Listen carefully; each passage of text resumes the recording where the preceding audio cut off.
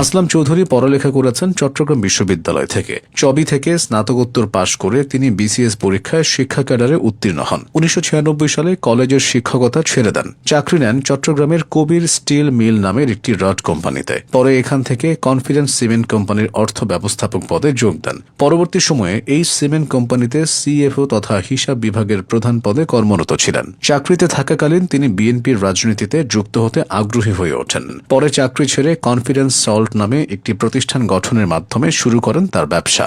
যোগ দেন বিএনপির রাজনীতিতে। আসলাম চৌধুরীর পুরো নাম লায়ন আসলাম চৌধুরী। বিএনপির রাজনীতিতে তার উত্থান কোনো সিনেমার থেকেও কম না। 2002 সালে জিয়া পরিষদের মাধ্যমে বিএনপির রাজনীতির সঙ্গে যুক্ত হন তিনি। তখন বিএনপির এই অঙ্গ সংগঠনের চট্টগ্রাম জেলার সাধারণ সম্পাদক ছিলেন তিনি। পরে 2007 সালে চট্টগ্রাম উত্তর জেলা বিএনপির রাজনীতিতে যুক্ত হন। এরপর 2 বছরের মধ্যে উঠে আসেন জেলার সাধারণ সম্পাদকের মতো গুরুত্বপূর্ণ পদে। পাশাপাশি জায়গা করে নেন কেন্দ্রীয় সহ সাংগঠনিক সম্পাদক পদে। 5 বছর পর 2014 সালের 26 এপ্রিল জেলা বিএনপির সভাপতির পদও তার হয়ে যায়। তার 2 বছর পর দলের যুগ্ম মহাসচিবের মতো গুরুত্বপূর্ণ পদে চলে আসেন তিনি। বিএনপির রাজনীতিতে এভাবে অবিশ্বাস্য উত্থান খুব কম নেতারই হয়েছে।